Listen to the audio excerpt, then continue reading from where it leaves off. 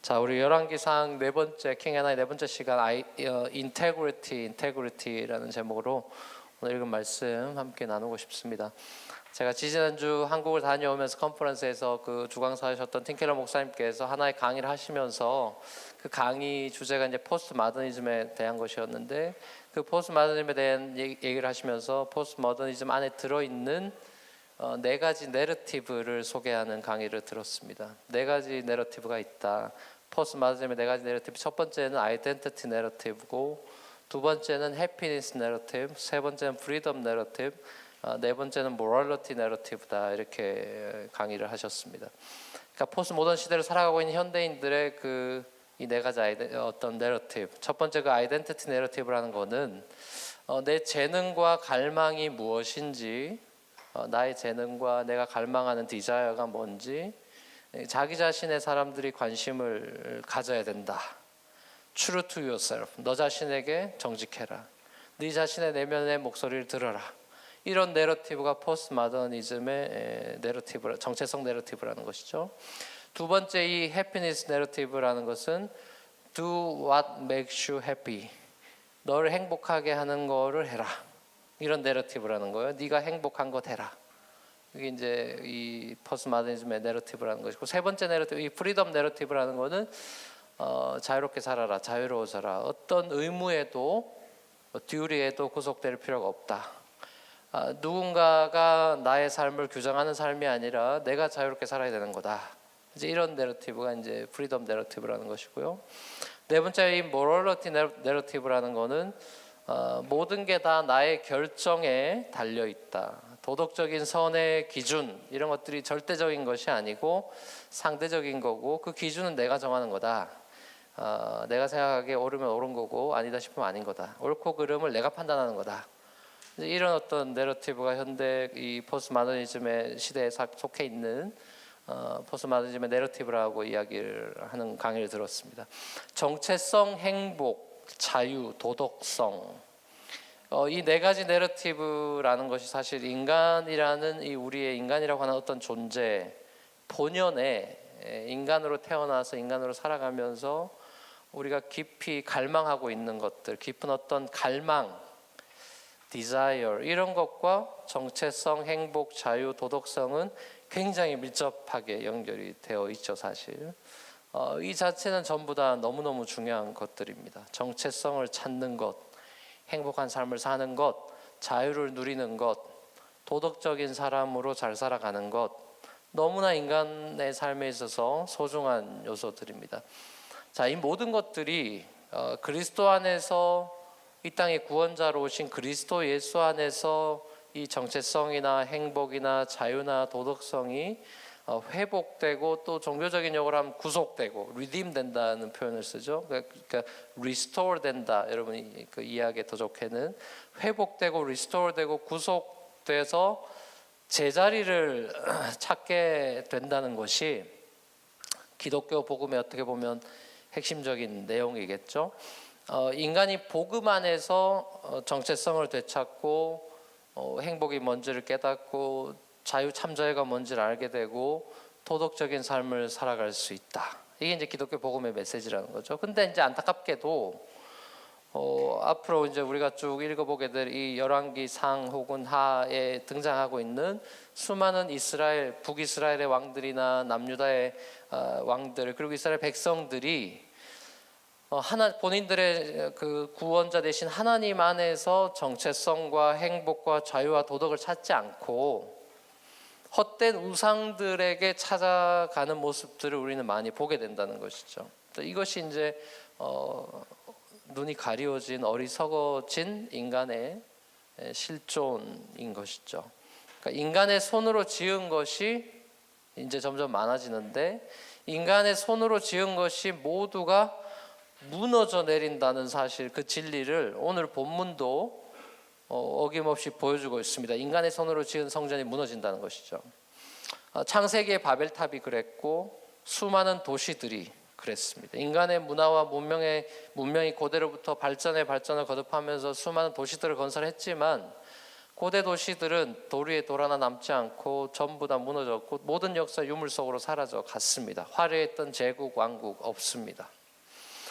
인간이 자신의 정체성을 자신의 어떤 업적에서 찾으려고 하고 자신의 정체성을 내가 이렇게 가치 있는 존재라는 걸 증명하려고 애를 씀으로써 수많은 다른 사람들의 생명을 빼앗아 가기도 했던 것이 인류의 역사이고, 또 권력을 함부로 남용하고 휘두름으로써 다른 사람의 생명을 억압하고 자유와 행복을 빼앗아 가기도 했습니다. 그래서 전쟁이 나기도 하고 뭐 이러는 것이죠. 한국에서 미국으로 제가 이제 돌아오는 그 비행기 안에서 이제 밤에 비행기를 타고 뭐 쭉 잠을 자다가 이제 영화라도 하나 봐야 되겠다 해서 튼 영화가 이제 상 받았다 그러길래 봐야 되겠다. 그래서 I Can Speak라는 그 영화를 봤습니다. 한국 영화를 봤어요. 일본군에게 강제로 끌려가서 고통받았던 종군 위안부에 관한 영화였습니다. 자, 인간의 악은 다른 사람을 유린할 수 있죠. 자기 자신의 유익을 위해서라면 다른 사람의 자유나 행복을 무참히 짓밟는 그런 행위를 아무렇지도 않게 서슴지 않고 즐거이 행동하게 되죠. 하나님 앞에 하나님에 대한 두려움을 잃어버린 인간은 죄악된 삶을 살게 되고 심지어 그 죄를 즐기게 되고 진정한 이웃 사랑의 그런 어떤 계명을 지키면서 살아갈 수가 없는 것이죠. 요즘 한국에서 거세게 일고 있는 그런 미투 운동 같은 것도 악에 대한 투쟁이고 또 자유와 행복을 향한 몸부림이라고 할 수 있을 것입니다. 정상적인 사람이라면 대부분의 정상적인 사람들은 이 세상이 뭔가 잘못되어 있다라는 인식과 더불어 세상이 좋은 쪽으로 변해가야 한다라는 그런 마음을 가지고 살고 있을 것입니다. 그리고 그렇게 돼야 된다는 것에 동의할 것입니다. 인간의 존엄성을 인정해 주는 어떤 인권이 회복되고 인간의 자유와 행복이 보장되고 도덕적으로도 깨끗한 삶을 살아가는 사람의 모습을 보고 싶어 할 것입니다. 이런 의미에서 하나님 나라 복음, 하나님 왕국 복음, 마태복음에 나온 천국 복음, 정확한 더 좋은 번역은 하나님 왕국 복음이겠죠. 하나님 왕국 복음이라는 것이 저는 이 모든 문제에 대한 정답이라고 생각하고, 우리 그리스도인들은 하나님 나라의 복음이 이런 부분에 있어서 가장 확실한 정답이다, 이런 믿음이 있을 것입니다. 모든 시대의 해답이 복음이다. 포스트 마더니즘 시대의 해답만 복음이 아니라 예수님 시대에도 그 전의 시대에도 우리는 복음에서 그 해답을 찾을 수 있습니다. 왜냐하면 그리스도 안에서가 아니면, 우리가 아까 찬양도 했습니다만 그리스도 안에서가 아니면 우린 누구도 자신의 정체성 그리고 자유, 행복, 도덕 내러티브 안에서 해답을 발견하지 못하기 때문입니다. 아무리 자신의 업적을 화려하게 이룬 사람이라 할지라도, 아무리 자기 마음대로 자유롭게 살았던 사람이라 할지라도, 아무리 행복을 추구하며 행복하다 이렇게 살았던 사람이라 할지라도, 또 아무리 도덕성을 추구하면서 깨끗하게 살았던 사람이라 할지라도 완벽하게 이 네 가지 내러티브를 써내려간 인물은 없다라는 것이죠. 우리가 살아가면서 사람은 주로 일과 사랑과 놀이를 하면서 살아갑니다. 그렇죠? 우리는 일하면서 살고 사랑하면서 살고 놀면서 삽니다. 어떤 사람들은 일이라는 것에서 자신의 정체성을 찾으려고 합니다. 어떤 사람은 사랑이라는 것에서 자신의 정체성을 찾으려고 하죠. 어떤 사람은 놀이라는 것에서 자신의 정체성을 찾습니다. 일에서 자신의 정체성을 찾는 사람들을 우리는 워커홀릭이라고 부르고, 사랑에서 정체성을 찾는 사람들을 로맨티스트라고 부르고요, 놀이에서 정체성을 찾는 사람들을 쾌락주의자라고 부릅니다. 하지만 자신의 정체성을 복음에서 찾는 사람들을 우리는 복음주의자라고 부르죠. 우리 삶의 대부분을 구성하고 있는 이 일이나 사랑이나 놀이가 그 자체로서 우리의 자유나 행복의 절대적인 요소라고 우리가 여기게 되면 우리는 하나님으로부터 그 순간부터 멀어지기 시작합니다. 일이나 사랑이나 놀이로부터 내가 충만한 자유와 행복을 누릴 수 있다고 믿으면 믿을수록 우리는 하나님으로부터 멀어져 가게 됩니다. 참된 자아를 잃어버리게 되고 진정한 자유와 행복을 모른 채로 너무나 쉘로우한 만족에 머물러 버리고 많은 그런 인간, 죄인된 인간들을 구원하시기 위해서 리딤 해주고 새롭게 리스토어 해주기 위해서 예수님께서 이 땅에 구원주로 오신 것이죠. 그러니까 우리를 뭐 천국만 단지 데려가려고 오신 것이 아니라 우리의 인간 존재 자체를 리스토어 해주려고 하나님의 형상을 바꾸려고 오신 것이죠. 자, 이것이 복음, 좋은 소식입니다. 인간이 하나님 없이 살아가려는 죄의 모습 속에 우리가 갇혀 있는 이 인간은 스스로 자유나 행복을 쟁취하거나 누릴 수 없다라는 사실을 성경은 끊임없이 우리에게 이런 이야기로 저런 이야기로 이런 장르로 저런 장르로 우리에게 도전하고 리마인드하고 일깨워주고 있습니다. 자, 전대미문의 최고의 지혜자로 불리우며 큰 명성을 세계 곳곳에 휘날렸던 솔로몬은 뭐 예수 믿든 안 믿든 모르는 사람이 없죠.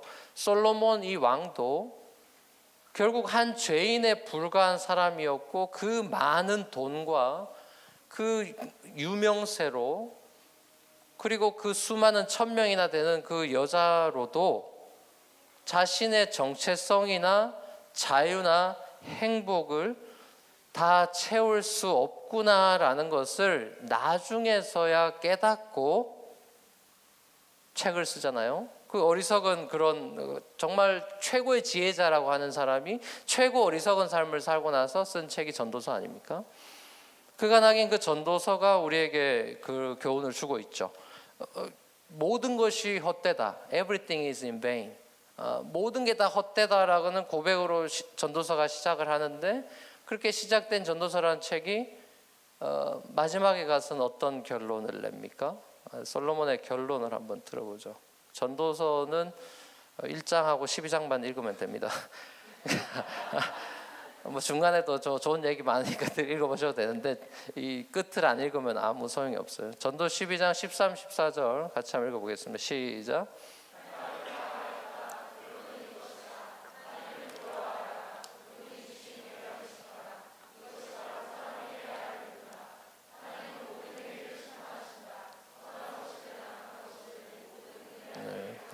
예.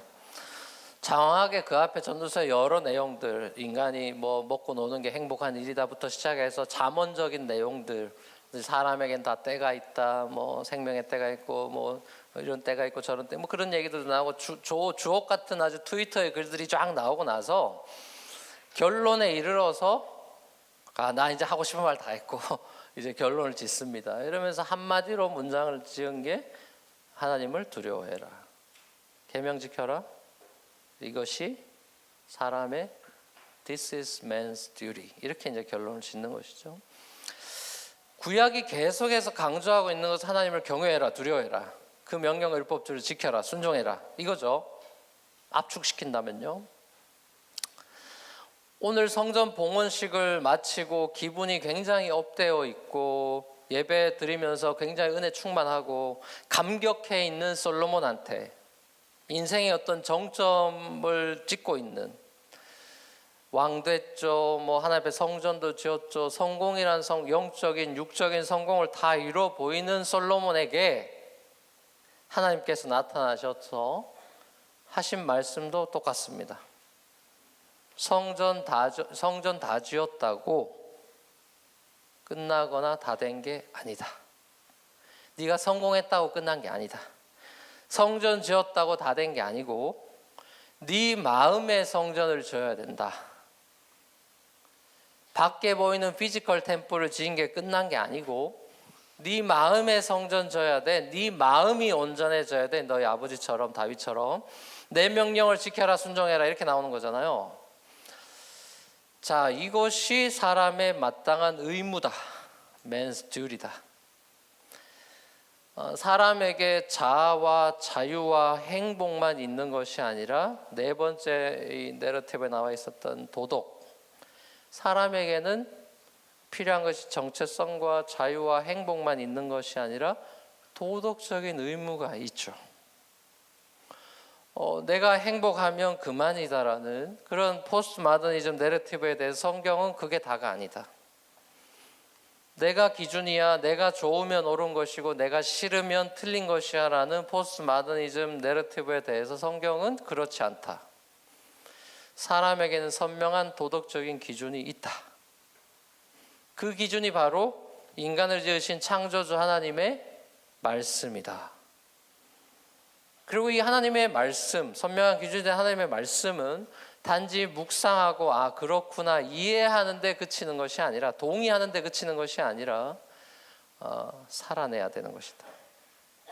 순종해야 되고 그렇게 살아야 사는 것이고 인내해야 되는 것이고 쉽지 않으니까 그럼 버텨야 되는 것이고, 그래서 결실해야 돼서 30배, 60배, 100배의 열매를 맺는 것으로 우리 삶에 영향을 드러내게 될 것이라고 예수님이 산상수훈에서 얘기를 하신 것이죠.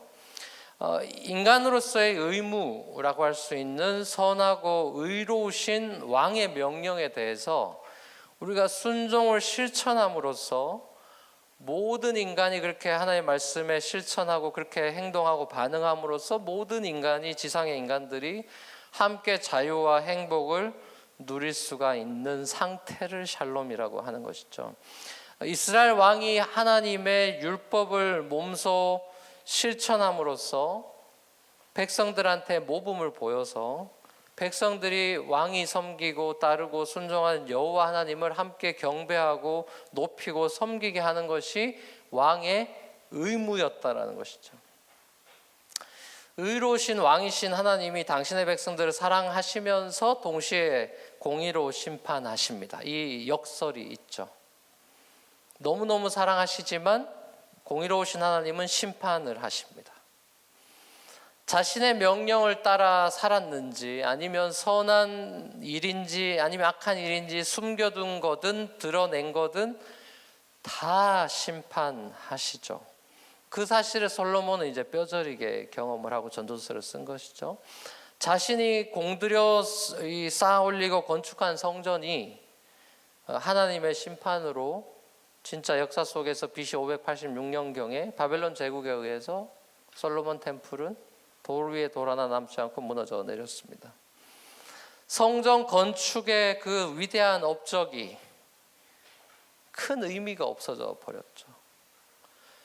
오히려 성전이 이방인들의 비웃음거리와 조롱의 대상이 되어버렸습니다. 오늘 본문 9절에 보면 하나님을 섬기지 않는 이방인들조차도 이스라엘이 왜 저렇게 망했는지를 자기네들끼리 궁시렁궁시렁 하면서 정확한 평가를 내릴 거라고 하나님이 예언까지 하시죠. 뭐라고 그 사람들이 서로 수군거릴 거랍니까? 쟤네들, 이스라엘 쟤네들 자기들 이집트에서 종살이 할 때 고생하고 살 때 거기서 빼내주고 해방시켜주고 구원시켜주고 막 만나주고 막 이랬던 자신의 신 여호와를 버리고 가나안 들어가서 자기들 좋아하는 신들 골라서 섬기다가 저 골랐다.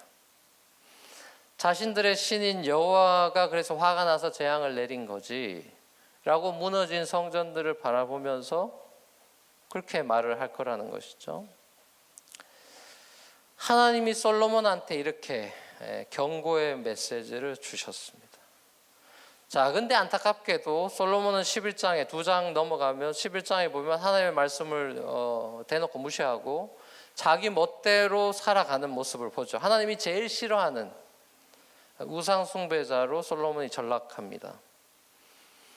하나님과 이스라엘과의 관계라는 것은 구약 내내 나오는 하나님과 이스라엘의 관계는 언약입니다. 그걸 표현하는 관계를 정의하는 딱 한마디는 언약이죠. 언약. 하나님과 이스라엘의 관계를 리프레젠트하는 한 단어는 카버넌트입니다.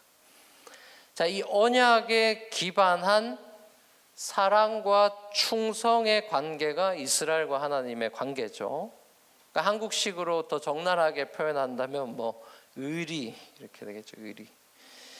영어로 표현하면 intimate friendship, 아주 친밀한 그 친구 관계. 이 땅에 하나님이신 예수님께서 이 땅에 오신 예수님께서도 신실하지 못한, 충성스럽지 못한 제자들한테 내가 너희를 종이라고 부르지 않고 친구라고 부르겠다고 말씀하면서 내 안에 거하라. 성전 대신 성전된 내 안에 거하라. 성전 대신 그리스도 안에 거하라. 내 이름이 있는 곳 그리스도 안에 거하라. 라고 이렇게 이제 말씀을 하셨죠. 하나님과의 친밀한 관계로 부르셨습니다. 인간의 창조 목적이 바로 하나님과의 언약에 기초한 사랑인데, 그것은 말 그대로 다른 그 무엇도 그 누구도 이 서로의 사랑을 끊을 수 없다. 그게 언약이에요. 사랑도 생명도 천사도 뭐도 이 언약 관계를 끊을 수 없다. 하나님의 인간을 향한 사랑은 무조건 unconditional하죠. 조건이 없어요. 이렇게 하면 사랑해주고 이런 게 없죠. 무조건적인 사랑이고 변치 않고 자비와 긍휼을 베푸시고 은혜를 베풀어주는 사랑입니다. 하나님 편에서는. 자, 그게 하나님의 언약적인 사랑이에요. 자, 그리고 그런 사랑 속에서 우리가 그 사랑을 받으며 살아가는 인간은 이 모든 무조건적인 사랑을 주신 하나님의 그 은혜와 사랑을 찬양하고 경배하고 감사하고 그를 경외하며 그의 말씀대로 하나님의 뜻대로 이 땅에서 살아가면서 대리통치자로 하나님의 다스리심에 참여하여 대리통치자로 이 땅을 다스리고 문화를 아름답게 가꾸어가는 그런 어떤 예배와 순종으로 반응하는 그런 사랑이 바로 언약적인 사랑이죠. 성경은 이제 이런 언약 관계로 계속하는 겁니다. 하나님은 끊임없이 긍휼을 베푸는 무조건적인 사랑이고 인간은 끊임없이 예배와 순종으로 반응하는 이런 언약적인 관계인 것이죠. 자, 그런데 이제 사도 바울이 로마서 1장에서 지적하듯이 인간이 이런 언약적인 관계를 못마땅하게 생각하고 브레이크를 걸어버리죠. 왜 내가 맨날 당신 예배해야 되는 이런 순종의 자리에 있어야 되는 거냐? 내가 뭐 기계냐? 내가 로봇이냐? 내가 왜 맨날 당신 얘기만 듣고 내가 당신을 경배하면서 이렇게 평생 살아야 되는 거냐? 여기에 브레이크를 걸어버렸죠. 나도 그러면 나도 내 인생이 있는 거다. 하나님과 같이 되려고 했다. 하나님과 같은 레벨로 되고 싶어 했다.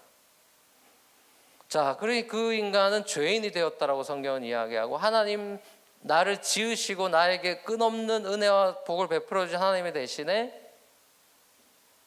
자기 자신이 더 높아지는 게 이제 목적이 됐으니까 나 자신을 위해서 우상을 만들어내고 내 명예를 드러내거나 내 성공을 드러낼 수 있는 여러 수단들을 끌어당기면서 그 인간의 욕심의 투영물인 리플렉션인 우상 아이돌을 막 찍어내기 시작하는 것이죠. 그리고 찍어내고 그걸 더 좋아하고 섬기고 하나님께서 싫어하는 온갖 죄들을 이 땅 가운데 이제 바이 프로덕트로 나오게 쏟아내게 된 것이죠. 사도 요한의 표현을 빌자면 빛이 이 땅에 왔지만 사람들은 어둠을 더 좋아했다. 사람의 마땅한 도덕적인 의무를 내팽개치고 자기 멋대로 살아가게 됐다. 하나님이 없는 것처럼 말하고 행동하며 살아가는 인간이 되었다. 하나님께서 하늘에서 땅을 살펴보시니 의인은 없나니 단 한 명도 없다. 소돔과 고모라의 심판에 대해서 경고하실 때 아브라함이 소돔 시티를 위해서 중보기도 하는 장면이 창세기에 나오죠. 중보기도 하나님과 딜을 합니다. 의인 50명 있으면 됩니까? 45명 있으면 됩니까? 40명 있으면 됩니까? 30명 있으면 됩니까? 20명 있으면 됩니까? 10명 있으면 됩니까? 그리고 거기서 스탑하고 집에 갔는데 그럼 뭐 5명, 뭐 2명, 1명 이렇게 안 했냐? 그 기도를 마치고 돌아가는 아브라함이 저는 깨달았다 싶은 것은 소돔에 including me, there is no one righteous. 의인은 아무도 없구나. 그래서 저는 깨닫고 그렇게 거기서 스탑했다고 생각합니다. 하나님 앞에 의인으로 설 수 있는 사람은 아무도 없다. 그럼 구약에 나온 노아는 의인이다, 뭐 욥은 의인이다, 이건 다 무슨 소리냐? 하나님께서 의롭게 여겨준 것이죠. 하나님이 얘를 의롭게 칭의라고 신학적인 용어로 어렵게 표현하는 거예요. 의롭다고 칭해 주셨다는 거죠. 그렇게 이제 여겼다는 것이고 창세기 15장에 아브라함을 믿으니 의로 여겼다 할 때도 그 NIV 트랜슬레이션에 이런 데는 크레딧을 줬다. righteousness라고 크레딧을 준 거다. 이렇게 돼 있죠. 하나님께서 의롭다고 여겨주시는 사람이 있는 것이지 의로운 사람이 있는 것이 아니죠. 그러니까 그런 사람은 누구냐? 그럼 하나님이 의롭다고 이렇게 여겨주는, 카운트해주는 사람들은 누구냐? 하나님을 두려워할 줄 알고 하나님께 죄에 대해서 용서를 구하고 하나님의 은혜만을 구할 줄 아는 그런 겸손한 사람이 의롭다 여김을 받는 사람입니다. 그러니까 이제 복음서 같은 데 보면 창녀나 세리나 죄인이라고 평가받는 사람들은 의인으로 들어오고 우리 의인이다 이런 애들은 다 안 되는 것이죠. 이게 이제 그 역설인 것이죠. 자, 오늘 본문에서 하나님께서 솔로몬에게 요구하시는 것도 사실상 이겁니다. 4절 말씀에 나와 있는 이거예요. 온전한 마음이라는 거예요. 하나님이 솔로몬에게 원한 것은 다윗과 같은 온전한 마음. 이게 이제 핵심적인 오늘 메시지의 그 핵심이라고 보는데요. 인테그리티죠. 근데 다윗과 너희 아버지처럼 행해라. 너희 아버지 같은 온전한 마음을 난 원한다. 여기에도 사실은 어폐가 있는 말이에요. 가만 들여다보면. 왜냐하면 다윗은 온전한 사람이 아니니까요. 다윗이 온전한 사람이었습니까? 바세바 범하고 막 남편 우리아 죽이고 이러는 사람인데 어떻게 온전한 마음의 사람이에요? 권력 성폭행하는 그런 미투의 대상인데 그런 다윗인데 왜 굳이 하나님께서는 다윗의 마음을 온전한 마음으로 평가하고 후대 왕들에 대해서 다 다윗처럼 행했냐 아니냐 이런 식의 평가가 나오냐 이것이죠. 다윗은 우리가 알다시피 나단 선지자의 책망을 받고 범죄 후에 나단 선지자의 책망을 받고 하나님께 막 울고불고 침상을 그 눈물로 띄웠다라는 얘기도 하면서 막 눈물을 많이 흘리고 자신을 회개하고 하나님으로부터 떠나 있던 자신의 마음을 갈라져 있던 자신의 마음을 다시 하나님께로 돌이켰던 사람입니다. 그러니까 쉽게 말하면 회개, 진정한 회개를 한 것이죠. 하나님께서 다윗을 하나님의 마음에 합한 사람이라고 평가하신 것도 다윗이 딴 사람들보다 다 괜찮은 사람이라는 의미가 아니고 다윗이 하나님을 향한 이 쪼개어지지 않는 마음, 하나님을 향해서 마음을 다 드리고 싶어하는 어떤 그 인테그리티, 그거를 지키려고 노력했던 사람이라고 볼 수 있고 그것도 온전치 않았잖아요. 그러니까 그렇게만 해석하는 것은 좀 부분적인 구약적인 해석밖에 되지 않고 더 나아가서 본다면 이게 의미하는 게 뭐냐? 신약적으로 볼 때는 결국 다윗이 그리스도를 예표하는 사람이지 않습니까? 그래서 모든 그의 시편이나 이런 것도 예수님 가장 많이 인용하셨죠. 다윗이 그리스도를 예표하는 인물이기 때문에 그런데 다윗의 아들 예수 그리스도의 다윗의 후손으로 오실 다윗의 아들로 오실 예수 그리스도의 온전한 마음을 다윗에게 이렇게 접붙임을 한 것이죠. 쉽게 말하면 어플라이를 한 거죠. 다윗의 아들 예수 그리스도의 온전한 마음을 내다보고 있는 것이에요. 더 적나라하게 표현한다면 다윗에게 예수의 십자가의 피를 발라버린 것입니다. 다르게 말하면 그리스도 안에 있는 다윗의 온전한 마음이라고 우리는 읽어야 되는 것이죠. 다윗의 온전한 마음처럼 행해라. 다윗이 온전하지 않은데 어떻게 다윗의 온전한 마음처럼 행합니까? 그리스도 안에서 있는 다윗의 온전한 마음. 우린 그렇게 읽어야 된다고 저는 생각합니다.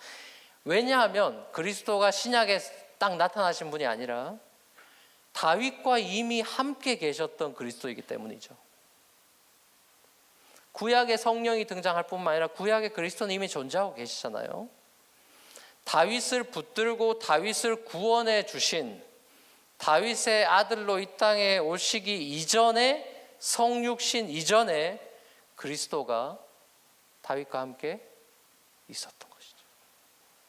구약엔 성부 하나님만 막 열심히 일하면서 성부 성장 놀고 있고 이러는 게 아니고 함께 이미 삼위일체 하나님이 동역하며 다윗의 다윗 되기 위해서 그리스도가 함께 계셨다라는 것이죠.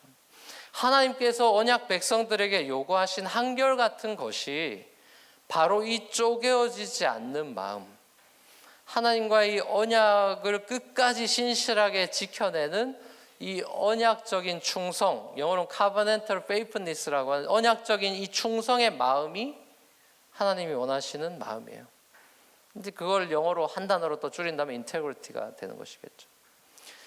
이제 수학의 정수라는 그 숫자를 얘기할 때 인티저라 그러지 않습니까? 그 인티저나 인테그리티 같은 어원에서 나온 건데 더 이상 쪼개어지지 않는 숫자를 인티저라 그러잖아요.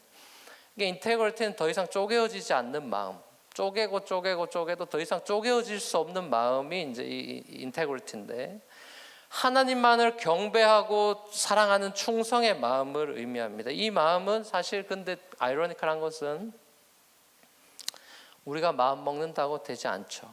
이제 여기 딜레마가 있는 것이죠. 우리는 인테그리티의 마음, 하나님을 향한 로열한 마음, 하나님밖에 없는 마음, 이걸 원해요. 모든 그리스도인들이 이걸 원할 겁니다. 그렇게 살고 싶어 하고. 근데 이 마음을 우리가 마음 먹는다고 잘 안 된다는 것이 우리의 고민이고 딜레마인 것이죠. 자, 그러면 어떻게 해야 되느냐? 자, 안 된다는 걸 아는 게 일단 급선무죠. 안 된다는 걸 아는 게 좋은 포인트예요. 이게 될 것처럼 자꾸 하면은 거기서부터 문제가 생기는 것이고, 우리가 마음 먹는다고 되지 않아요. 오직 영원토록 하나님 아버지와 언약을 지키실 수 있고 지키셨고 지키실 다윗의 아들 예수 그리스도만 페이플하신 분이다.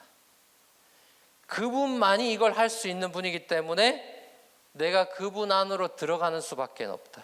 그가 내 안에, 내가 그 안에 있지 않고는 이건 불가능한 거다. 이 일을 하실 수 있는 온전한 마음을 먹을 수 있는 것조차도 그리스도가 아니면 안 된다.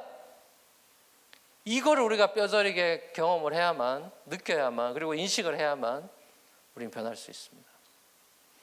그리스도께서 우리의 마음에 은혜를 새롭게 부어주셔야만 우리는 인테그리티, 갈라지지 않는 마음의 삶을 살 수 있다.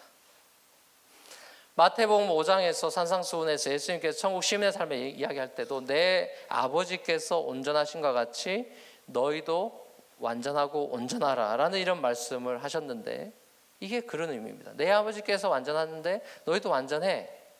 자, 이거는 이게 명령으로 이렇게 완전해져 라고 이렇게 그냥 막 강요하는 메시지가 아니라, 내 아버지께서 온전하심과 같이 너희도 온전하라, 이런 메시지는 내가 너희를 온전하게 하려고 왔다란 얘기를 하는 거예요. 너 열심히 노력해서 온전해져, 그 얘기를 하고 있는 것이 아니라, 도덕경을 읽어주고 있는 것이 아니라, 내 아버지께서 완전한데 너는 왜 이렇게 찌질하냐, 너는 왜 완전하지 못하냐, 지금 핀잔을 주고 있는 것이 아니라, 내가 너를 완전케 하러 왔어. 내 안에서 너는 완전하게 될 거야. 내가 너의 삶을 완전케 할 거야 라는 자기 선언인 것이죠. 우리의 노력을 강요하시는 것이 아니라, 오늘 본문에서도 그래요. 오늘 본문에서 순종 안 할래 이게 협박하고 있는 것이 아니라, 순종에 관한 얘기를 리마인드 하시기 전에 하신 메시지가 더 중요하죠. 나는 영원히 성전에 내 이름 둘 거다. 내 눈길 마음 영원히 성전에 있을 거야. 내가 너희와 영원히 함께 하겠다는 약속이죠. 이 약속을 먼저 하고 나서 너희가 지키면 영원할 것이고, 그렇지 않으면 재앙이 있을 거다라는 얘기를 하는 것이지, 하나님의 약속이 없이 막무가내로 임페라티브를 주지 않습니다. 십계명도 마찬가지고요.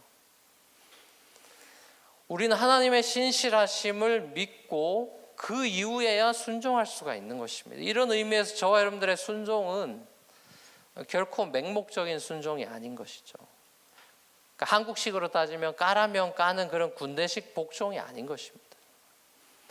기쁨의 순종이죠. 즐거이 순종하는 것이죠. 하나님의 약속에 대해서 신뢰하기 때문에 믿음으로 반응하며 순종하는 것이요.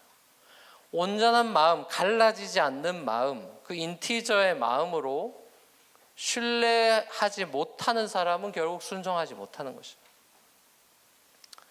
사랑 우리 뉴프론트교회 젊은이 여러분, 하나님이 여러분들을 사랑하시는 것은 정말 틀림이 없습니다. 하나님이 여러분을 끔찍히 사랑하신 건 틀림이 없죠. 십자가에서 이미 확증이 됐고, 거기에 대해서 토를 달 수 있는 사람은 아무도 없어요. 하나님은 여러분을 영원토록 사랑하시기 위해서 예수 그리스도 안에서 카버넌트를 맺었습니다. 자신의 이름을 걸고요. 예수님은 자기 이름 걸고 카버넌트 맺었고, 아버지와 아들 사이에 이미 카버넌트, 구속의 카버넌트가 맺어졌기 때문에 no matter what 그분들은 한다면 하는 분들이기 때문에 하시죠. 그래서 죽기까지 복종하시고 카버넌트를 이뤘어요. 예수님을 영접하고 그의 자녀가 되는 새로운 정체성을 입은 하나님의 자녀들, 새로운 정체성을 받은 하나님의 자녀들은 아버지 하나님의 영원한 사랑을 받으며 살게 되는 시큐리티와 프리빌리지를 얻게 됐습니다. 물론 우린 죄를 지어요. 우린 물론 죄를 짓고 죄를 하나님 앞에 또 용서를 구하고 하는 그런 반복되는 일이 있을 겁니다. 그러나 그것과 죄의 종로로 타며 죄의 굴레 속에 살아간다는 얘기는 다른 얘기예요. 우리가 먼지를 나가면 먼지 구덩이니까 먼지를 덮어서 저희가 까맣게 되기도 하고 그러지만 우리가 먼지를 파먹으면서 살진 않는 것이죠. 그 차이가 있는 거예요. 우리가 예수를 믿었다는 것은 죄를 하나도 안 짓고 살아간다는 의미가 아니라 죄를 지을 겁니다. 그러나 죄가 우리를 다미넌트 하면서 사탄의 종로로 죄의 종로로서 하면서 이게 먼지 막 퍼먹어가면서 살지는 않는다는 것이죠. 거기서부터 우리는 해방이 된 거예요. 이집트는 나왔잖아요. 지금 광야 고생스럽긴 하지만 이집트는 나왔어요. 이게 실존이에요. 실존. 우리는 다시 돌아갈 필요가 없어요. 죄의 굴레 속에서 우리는 살 필요가 없습니다. 죄의 사슬이 주의 보혈로 다 끊어졌어요. 그 자유함을 우리는 경험하고 있는 것입니다. 그 어떤 환경과 고난 중에도 우리는 행복을 빼앗기지 않을 수 있는 사람들이 됐어요. 사단이 우리에게 그렇지 않다고 자꾸 감정을 건드리겠죠. 그러나 실제 우리의 실존은 이제 하나님 안에 그리스도 안에 있기 때문에 환경이나 고난과 상관없이 우리는 시큐어라고 행복한 인간이 된 거예요. 이미 already but not yet이지만 already 그렇게 된 거예요. 그게 복음이죠. 될지 안 될지 미지수인 것은 복음이 아니죠. 가장 도덕적인 인간이 이미 되었어요. 그리스도 안에서 그리스도가 우리 안에 오셨기 때문에 가장 도덕적인 인간이 우리에게 오셨기 때문에 우리를 그분과 연합시켜서 그렇게 만드실 거예요. 최종 완성은 물론 부활이지만 마지막 역전이 남아있지만 예수 그리스도의 모습을 닮아가는 존귀한 인간으로 우리는 거듭나게 그렇게 성장하고 그렇게 닮아가게 될 것입니다. 흠도 없고 티도 없이 주님 앞에 서게 될 것입니다. 하나님의 언약의 그 진실하신 사랑이 여러분을 진정한 true yourself로 회복시키고 정체성을 되찾고 변화시키고 온전하게 할 것입니다. 진정한 현대인들이 갈망하는 자유를 그리스도 안에서 주실 것이고요. 현대인들이 갈망하는 그 해피니스 내러티브에 그리스도가 여러분의 삶에 그 해피니스 내러티브를 쓰실 것입니다. 언약의 신실하신 하나님의 그 신실하심과 그 은혜를 우리가 찬양하며 기쁨으로 하나님의 말씀에 우리가 순종하며 살아가는 그런 복된 저와 여러분들 될 수 있기를 주 예수 그리스도를 간절히 축원합니다. 우리 찬양을 주님 앞에 한번 고백하며 나갔으면 좋겠습니다. 우리 주님의 은혜를 기억하며 함께 고백하며 주님 앞에 기도하는 마음으로 찬양했으면 좋겠습니다. 주님의 그 능력과 사랑이 우리의 삶에 시작되었고 우리의 삶은 변할 수 있고 변해가고 있고 우리의 충만한 삶으로 살아갈 수 있음을 고백합니다. 기도하는 마음으로 신실하신 주의 은혜를 고백하겠습니다. 시작 끝내 우리 주님의 능력이 우리 주님의 능력이 나의 삶을 다스리고 나의 삶을 다스리고 새롭게 하네 주님 안에 우리 자유 안에 죄와 사망으로부터 자유했습니다. 죄와 사망으로부터 나의 삶은 변하고 나 충만하네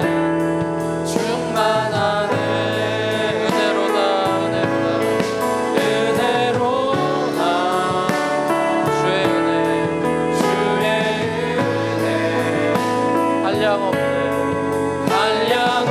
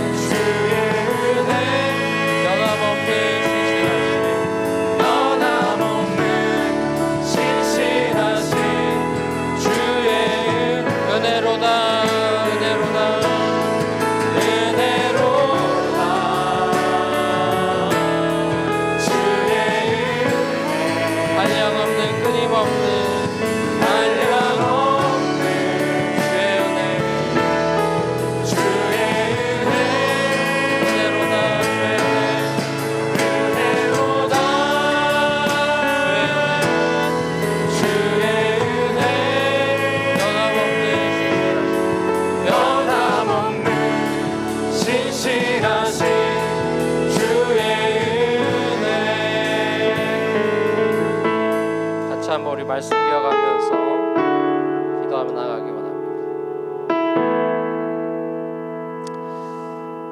여러분 아직 저나 여러분들이나 젊기 때문에 혈기가 있고 또 우리의 주장이 강하고 소셜 프레셔에 우리는 약하고요. 다른 사람들의 인정에 목말라 하고 그런 미숙함들이 우리에게는 허물들이 액티브한 죄가 아니라 할지라도 우리에게는 허물들이 많이 있고 자주 넘어지는 어떤 그런 연약한 부분들도 자 우리가 그런 그 연약한 사람들이죠. 자 근데 중요한 것은 우리의 연약함이 중요한 게 아닙니다. 우리는 원래 디폴트가 연약해요. 왜냐하면 우리는 하나님 없이는 존재할 수 없는 인간으로 아담이 온전한 사람으로 지음 받았다는 게 자기 혼자 된다는 그 사람이 아니고 아담은 원래부터가 하나님이 없으면 살 수가 없는 연약한 존재였어요. 흙으로 지음 받은 존재죠. 그러니까 인간의 연약함이 문제가 아니라 그리스도의 그 능력을 과소평가하는 것이 문제죠. 하나님의 능력을 과소평가하는 것이 문제죠. 우리의 이 잘못은 우리 너무 과대망상성에 걸려있고 자기 자신을 너무 과대평가하고 있는 것이죠. 그렇게 할 수 있을 것처럼 생각하는 거예요. 네가 돈을 조금만 더 벌면 될 것 같고 네가 조금 더 괜찮은 직장을 가지면 될 것 같고 네가 진정한 결혼을 하고 진정한 배우자를 만나면 인생이 행복할 것 같고 네가 이렇게 하면 될 것 같다고 세상은 그렇게 우리에게 조언을 해주지만 복음은 조언이 아니잖아요. 하나님이 여러분들에게 이렇게 하면 잘 될 것 같아 라고 확신 없이 어드바이스를 주시진 않잖아요. 제가 여러분에게 기껏 주는 얘기는 어드바이스밖에 안 되잖아요. 내 생각엔 이러면 될 것 같은데 정도밖에 더 되나요? 상담이라는 것이. 하나님의 말씀은 확실하잖아요. 하나님 말씀하시면 no matter what 되잖아요. 예언하시면 몇천 년이 지나도 이루어지잖아요. 왜냐하면 그분의 말씀 자체가 능력의 말씀이니까. 그분의 약속은 이루어질 수밖에 없으니까. 예수님 보낸다면 보내시는 분이니까. 우리를 살려주시겠다면 살려주시는 분이니까. 우리의 삶의 정체성과 자유와 행복과 참으로 수프림한 도덕적인 인간으로 살 수 있는 것, 그리스도의 신실하심을 붙드는 것 외에 우리가 할 수 있는 것은 없습니다. 인티저의 마음, 갈라지지 않는 마음, 선물로 우리에게 와서 그리스도 안에서 우리에게 주어지는 선물로만 가능한 것입니다.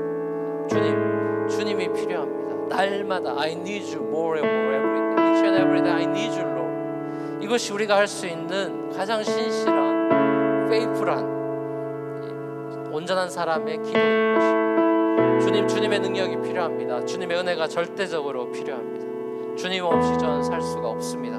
주의 앞에 우리 다시 한번 고백하며 기도하며 나가며 주의 언약에 자녀답게 살아가기를 원한다고 결단하며 나아가는 사랑을 고백하는 그런 기도로 주님 앞에 나갔으면 좋겠습니다. 나같이 기도하시겠습니다. 사랑의 아버지 하나님, 사랑의 아버지 하나님, 은혜의 아버지 하나님, 시간 저희 주님 앞에 나왔습니다.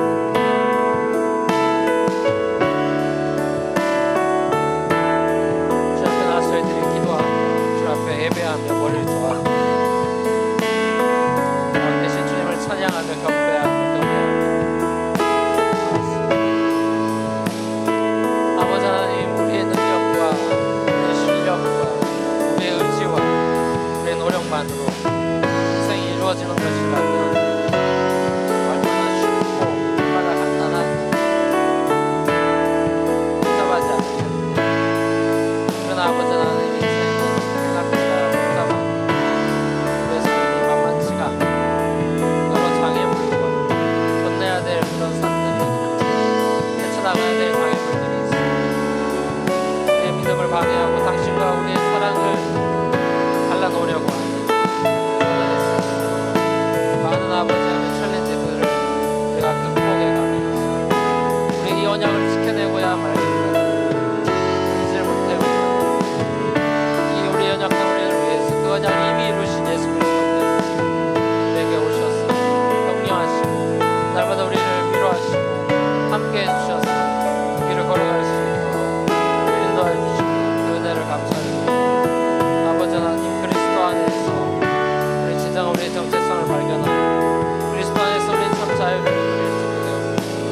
안에서 우리는 참으로 행복이 무엇인지 깨닫게 되고 그리스도 안에서 우리는 참으로 도덕적인 인간, 깨끗한 인간, 거룩한 인간으로 우리가 세워질 수 있습니다. 아버지 하나님, 그리스도께서 날 불러 우리에게 임하여 주의 은혜로 채워주시옵소서.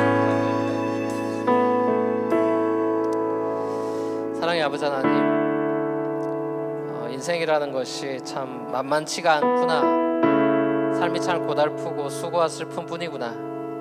솔로몬이 전도서에서 고백했던 것과 같이 하나님이 없는 삶은 그야말로 아무리 성공하고 아무리 돈이 많고 아무리 명예가 많다 할지라도 헛되니 모든 것이 헛되다라는 그런 고백밖에 할 수 없구나. 그것이 인간의 실존이라는 것을 저희들이 다시 한번 기억하고 인간의 인간됨, 인간으로 태어나서 인간답게 산다는 것, 우리의 정체성을 발견한다는 것, 자유를 누린다는 것, 행복한 삶을 산다는 것, 도덕적으로 깨끗한 삶을 산다는 것, 이것이 우리의 실력과 능력에 달려있지 않고 그리스도의 실력에 달려있구나. 우리가 다시 한번 그야말로 뼈저리게 느끼게 됩니다.